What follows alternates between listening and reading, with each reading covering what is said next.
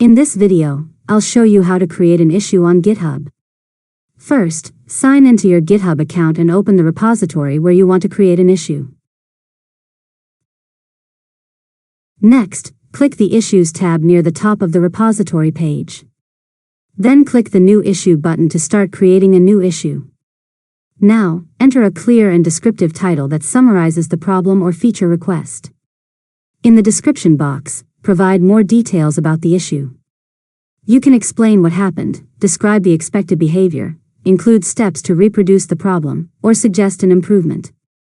After that, if the repository allows it, you can add labels, assign the issue to someone, select a milestone, or choose a project to help organize the issue. Finally, review the information you've entered and click Submit New Issue to publish it.